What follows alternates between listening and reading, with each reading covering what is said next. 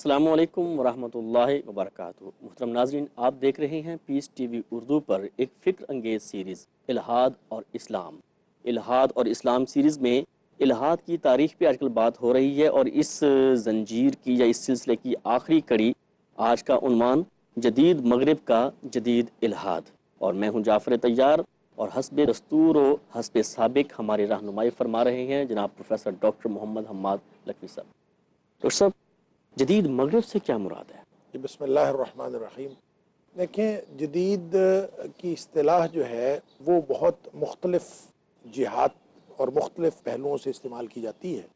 جب ہم فکر کے اعتبار سے جدید کہتے ہیں تو اس سے مراد کچھ اور ہوتا ہے، اور جب ہم کسی چیز کو جدید کہتے ہیں تو اس سے مراد کچھ اور ہوتا ہے۔ لیکن ہم جب مغرب کو جدید کہتے ہیں تو جدید مغرب سے مراد 16ویں صدی کے بعد کا مغرب ہے، جب مغرب کے اندر فکری انقلاب آیا ہے، ان کے اندر علمی انقلاب آیا ہے، اور وہ لوگ اس سے پہلے کی جو صدیاں ہیں ان کو ڈارک ایجز کہتے ہیں۔ اور کیونکہ ان کے ہاں اس دور میں کوئی فکری روایت نہیں ملتی، اور اگر ایک روایت ملتی ہے تو مذہبی روایت ملتی ہے۔ ٹھیک ہے۔ اس مذہبی روایت کا نام ہے عیسائیت، اور عیسائیت کے خلاف ایک ریوالٹ ہوا ہے، بڑا تاریخی رد عمل ہوا ہے پورے مغرب کے اندر۔ اور عیسائیت نے وہ جو کئی صدیاں ہیں، جو عیسائیت کا مذہبی مقتدر طبقہ تھا، جس کو آپ پاپائیت کہہ لیں، جو پوپ کے اقتدار کا اور پوپ کے غلبے کا جو دور تھا، وہ ختم ہوا ہے، اور یہاں سے عام فرد اس نے علم کا حصول شروع کیا ہے، اس سے فکر کی ایک نئی بناوٹ کا آغاز ہوا ہے، اور فکر کو نئی بنیادیں ملی ہیں۔ بالکل ایسے ہی جیسے یونانی فکر میں ہم نے پڑھا تھا کہ قدیم روایت سے کٹ کر عقل کی بنیاد پر ایک جدید مذہبی تصورات کا جو ظہور ہوا ہے یونانیوں میں، اسی طرح جدید مغرب میں بھی اس عیسائیت کی روایت سے کٹ کر، قدیم الہاد سے کٹ کر جدید الہاد، وہ پازیٹیو ہو یا نیگیٹو ہو، اس سے کٹ کے انہوں نے ایک بالکل نئی فکر کا، اور فری ول کے نام پر، اور آزاد خیالی کے نام پر، اور روشن خیالی کے نام پر، اور مختلف حوالوں سے، جس کو نشت ثانیہ بھی کہتے ہیں، رینیول آف سائنسز، اور اس طرح کی جو مختلف فلسفوں اور مختلف رویوں کی بنیاد پر یہ جو اپنے آپ کو ڈیولپ کیا ہے، اس کی بنیاد پر پھر آگے جا کے ایک انقلاب رونما ہوا ہے۔ اس ساری تاریخ کو جدید مغرب کہتے ہیں۔ مغربی الہاد کی بنیادیں کون کون سی تھی؟ ایک آدھ تو نام آپ نے لیا ہے، میں چاہتا ہوں اس کی دیگر بھی جو بنیادیں ہیں وہ بتا دیجیے۔ دیکھیں، مغربی الہاد کی سب سے بنیادی بات تو وہی ہے جو میں عرض کر رہا ہوں کہ عیسائیت کے خلاف رد عمل۔ اصل میں کلیسا یا چرچ یہ ایک پورا ایک سسٹم تھا۔ ہم پہلے یہ بات کر چکے ہیں کہ رومی جو تنظیم سازی تھی، یا رومیوں کا جو اداراتی تنظیم کا جو فکری اور عملی رجحان تھا، جی، اس کو عیسائیت نے منوان اپنا لیا تھا۔ اس کی وجہ سے عیسائیت کے اندر، یعنی جو عیسائی کلیسا تھا، وہ ایک پوری چین آف کمانڈ کے تحت آ گیا۔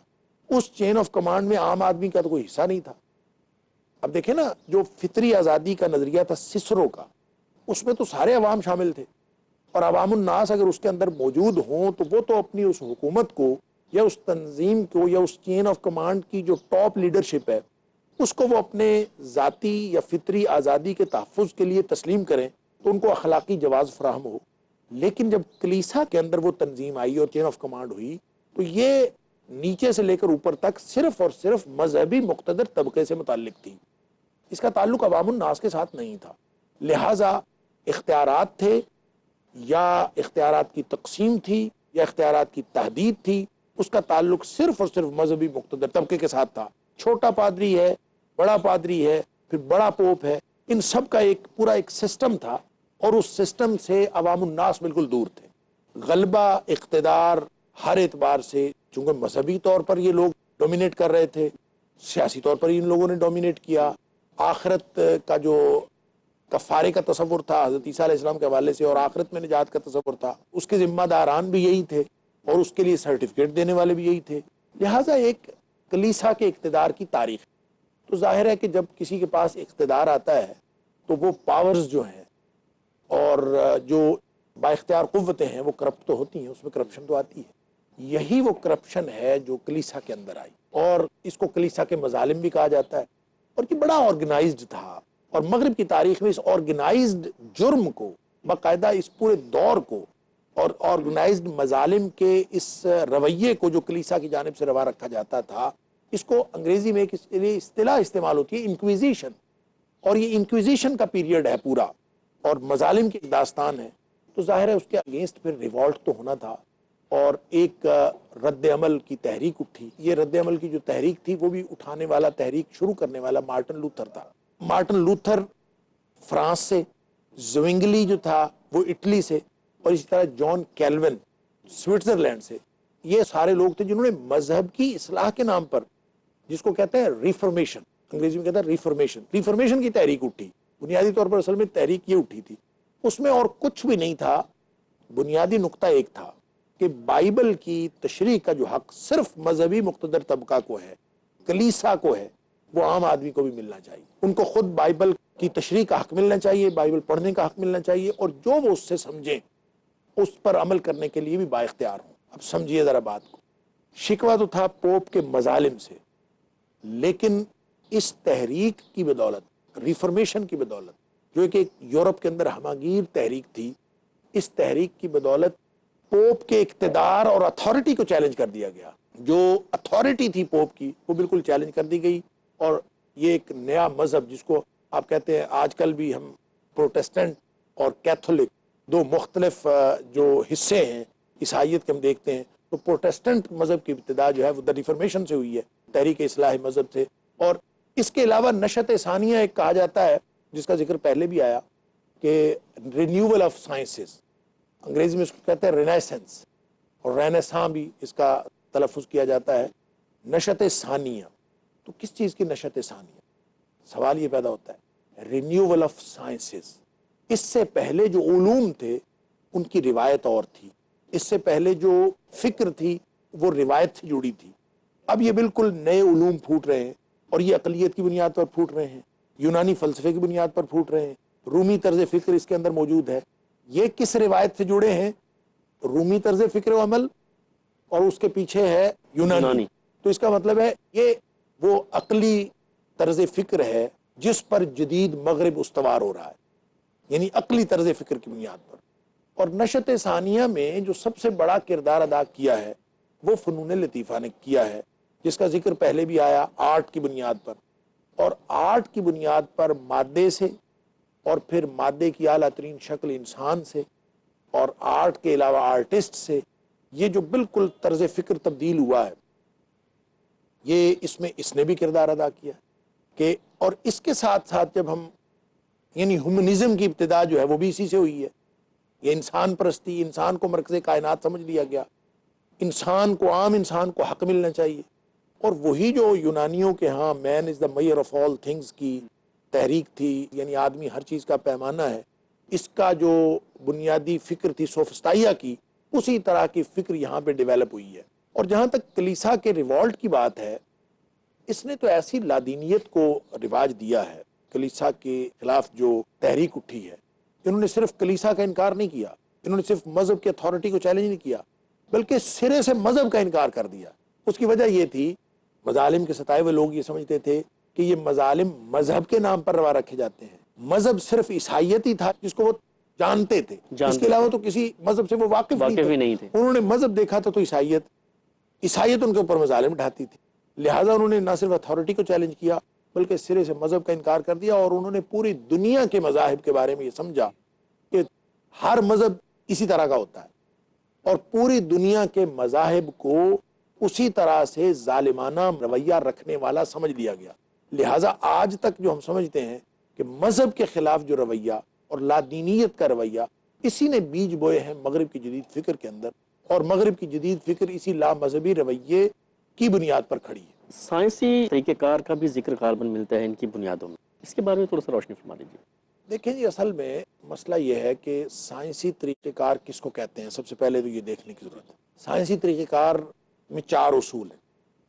سب سے پہلے مشاہدہ، مشاہدہ کے بعد مفروضہ، کوئی چیز آپ دیکھتے ہیں، دیکھنے کے بعد آپ مفروضہ قائم کرتے ہیں کہ یہ فلاں چیز ہوگی۔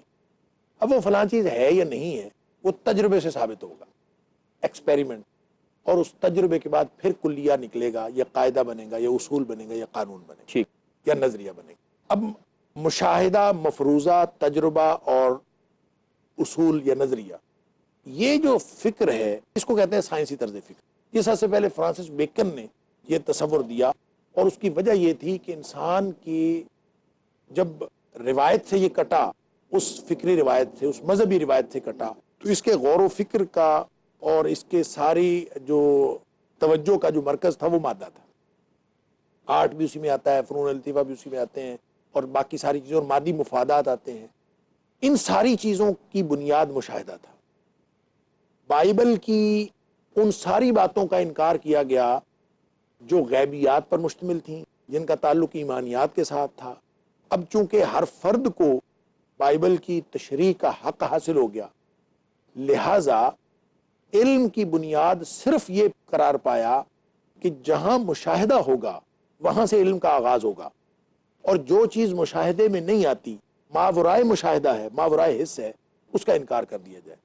اس لیے سائنسی طریقہ کار کی جو رینیول آف سائنسز ہوئی ہے، اس سے پہلے علوم غیبیہ بھی ہو سکتے تھے، اس سے پہلے علوم الہیہ بھی ہو سکتے تھے، ڈیوائن نالج ہو سکتا تھا۔ اب جس چیز کو نالج کہا جا رہا ہے اس کی بنیاد مشاہدہ ہے، اس کی بنیاد عقل ہے۔ اگر آپ کسی چیز کو محسوس کر سکتے ہیں، اگر کسی چیز کو آپ دیکھ سکتے ہیں تو وہ چیز ہے، اور اگر کوئی آپ کسی چیز کو نہیں دیکھ سکتے تو وہ چیز نہیں ہے۔ وہ ڈیکارٹ نے کہا تھا کہ میں چونکہ سوچتا ہوں اس لیے میں ہوں، یعنی اپنے وجود کا اقرار صرف اسی بنیاد پر ہے، اور یہی علوم کی بنیاد قرار پایا جو فرانسس بیکن کا دیا ہوا سائنسی طریقہ کار تھا۔ صاحب، مغرب میں تحریک تنویر کا ذکر ملتا ہے، اس پہ بھی انشاءاللہ ہم بات چیت کریں گے، لیکن وقت ہوا چاہتا ہے ایک مختصر سے بریک کا۔ ناظرین، مغرب میں جس تحریک تنویر کا ذکر ملتا ہے، ڈاکٹر صاحب سے رہنمائی لیں گے، لیکن اس بریک کے بعد۔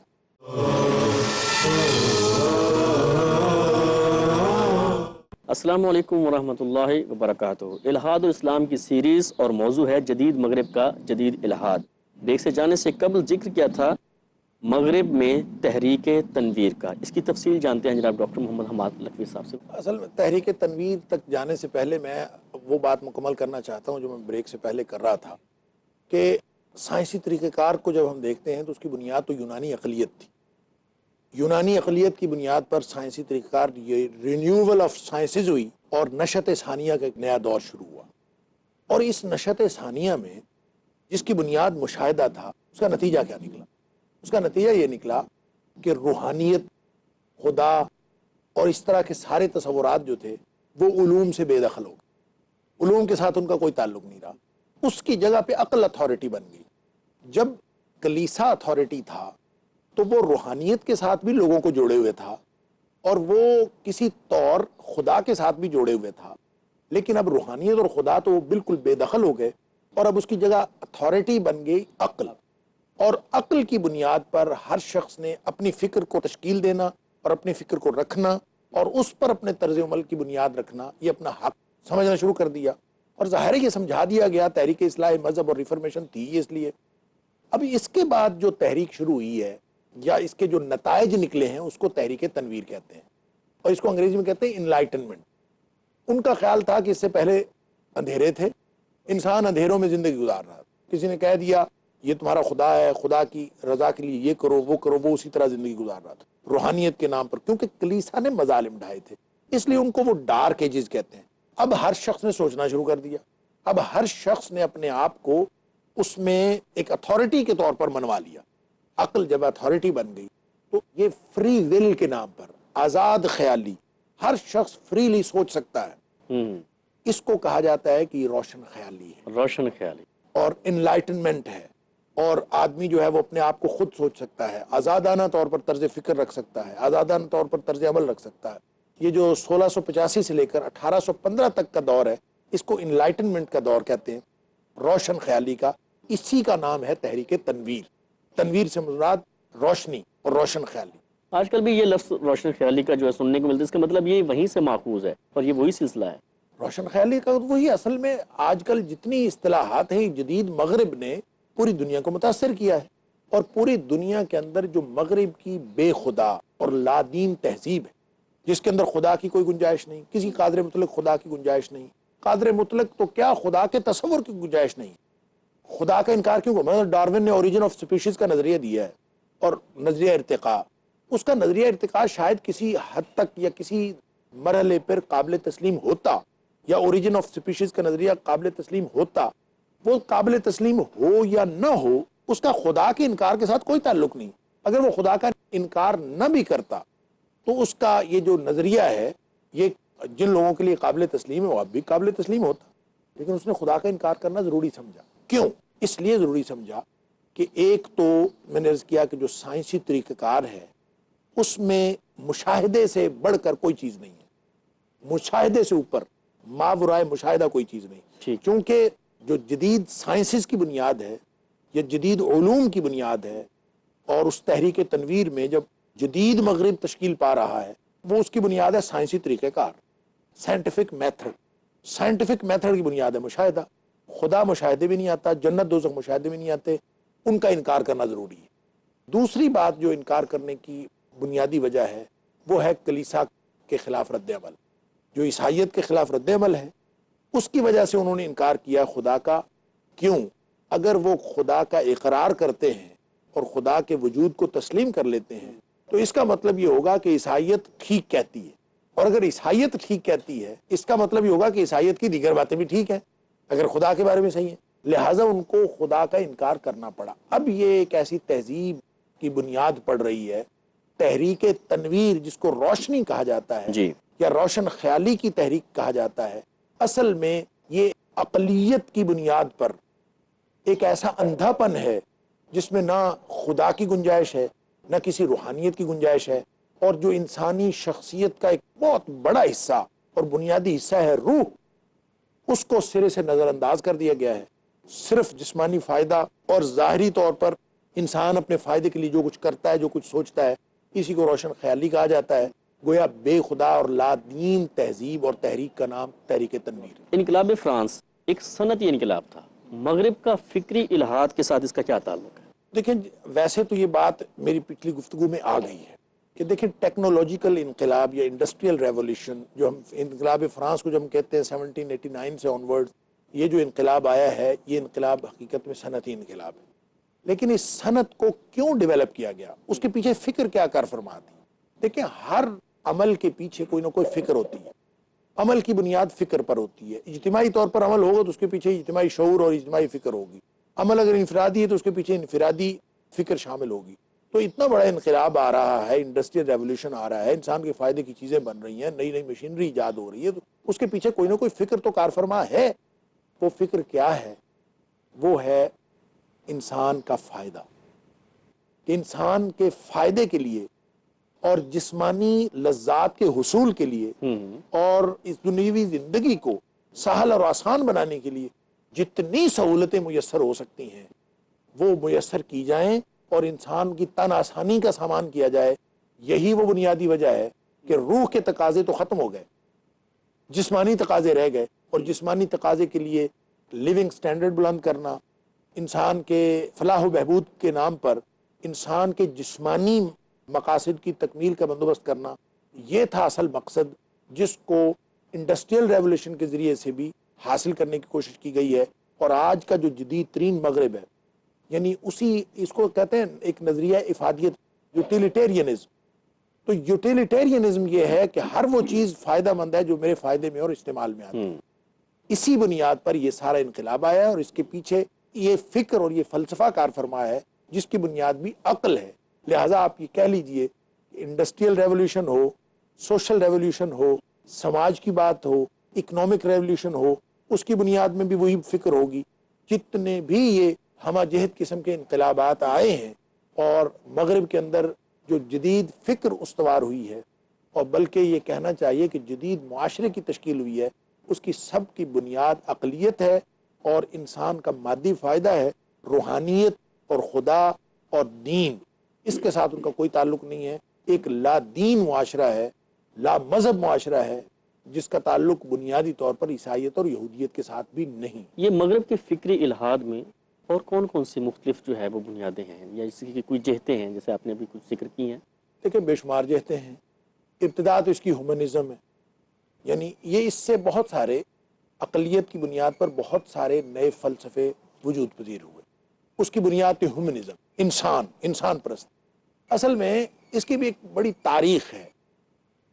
ایک وقت ایسا تھا کہ انسان کسی بھی چیز کو مرکز سمجھتا تھا کائنات کا، یعنی کبھی وہ کائنات کا مرکز سمجھتا تھا زمین کو، اور بہت ایک عرصہ تک سائنسدانوں نے اور فلاسفہ نے اور مفکرین نے زمین کو کائنات کا مرکز قرار دیے رکھا، اور اسی بنیاد پر سوچتے رہے کہ زمین سب کچھ ہے، اور مادے کے بارے میں، اس کی بارے میں فکر کرتے رہے۔ اس کو کہتے ہیں جیو سینٹرک پیریڈ، زمین کی مرکزیت کا زمانہ۔ تو بعد میں پتہ چلا کہ یہ زمین تو مرکز نہیں ہے، یہ تو ایک نظام شمسی کا حصہ ہے، اور پھر یہ مرکزیت بدلتی چلی گئی۔ اسی طرح غور و فکر میں جب مادے کی اعلیٰ ترین شکل انسان کے بارے میں اور اس کے معاشرتی جو فرائض اور اس کے معاشرتی تقاضے ہیں، اس کے بارے میں غور و فکر شروع ہوا، اور انسان کے فائدے کی باتوں کو، انسان کی فکر کو فائنل اتھارٹی حاصل ہو گئی، تو اس کو کہتے ہیں یہ ہیومنزم، یہ انسان پرستی ہے۔ تو ہیومنزم شروع ہو گیا، پھر ہیومنزم کے اندر بھی مختلف شاخیں شروع ہو گئیں۔ اس سے پہلے مین کائنڈ تھا، یعنی ہیومن کا لفظ جو ہے یہ بھی جدید مغرب کا ہے، بائبل کے اندر ہیومن کا لفظ ہی نہیں ہے، اب ہم کہتے ہیں ہیومن کائنڈ، اس سے پہلے مین کائنڈ تھا، ٹھیک ہے، اور مین کائنڈ کو ہیومن کائنڈ کر دیا گیا، اور ہیومن سے مراد ہی ایسا شخص ہے جو ذاتی اتھارٹی رکھتا ہے، اور اس بنیاد پر یہ ہیومنزم شروع ہو گیا، ذاتی اتھارٹی رکھنے والا انسان۔ اسی سے انڈیویجولزم کا فلسفہ شروع ہو گیا، انفرادی طور پر اس کو سارے اختیارات حاصل ہونے چاہیے۔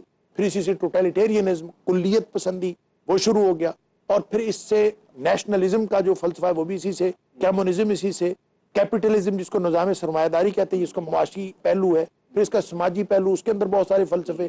لہٰذا جس پہلو سے ہم نگاہ دوڑاتے ہیں، ہمیں نئے نئے فلسفوں کا اور نئے نئے نظریات کا، لبرلزم بھی اسی میں آتا ہے، اور یہ ساری چیزیں اس وقت ظہور پذیر ہوئی ہیں جب انسان اتھارٹی بنا ہے، اور انسان کی عقل کی بنیاد پر فلسفے تشکیل پانا شروع ہوئے۔ سیکولرزم ہو گیا، اور اس طرح ماڈرنزم ہو گیا، یہ بھی اسی سے ہی ہے۔ پھر ماڈرنزم، پھر پوسٹ ماڈرنزم، آج کل تو جو اس وقت کا دور ہے اس کو پوسٹ ماڈرن دور کہتے ہیں۔ ہم انشاءاللہ پھر کسی وقت پروگرام میں وقت ملے گا تو ان سارے لبرلزم کیا ہے، ماڈرنزم کیا ہے، نیشنلزم کیا ہے، پوسٹ ماڈرنزم کیا ہے، ہم انشاءاللہ اس پر بھی بات کریں گے۔ جی بہت بہت شکریہ ڈاکٹر صاحب، آج کے پروگرام میں ہماری رہنمائی فرمائیں کا۔ آج کے پروگرام کا عنوان تھا جدید مغرب کا جدید الہاد۔ الہاد کی تاریخ بیان کی جا رہی تھی الہاد اسلام سیریز کے اندر، اور یہ سلسلہ آج مکمل ہوا ہے۔ انشاءاللہ ہم اس سے جو اگلا سلسلہ ہے وہ ہے الہاد کے اسباب و عوامل، اس پہ ہمارے پروگرامز ہوا کریں گے انشاءاللہ۔ تب تک کے لیے ہمیں اجازت دیجیے۔ السلام علیکم ورحمۃ اللہ وبرکاتہ۔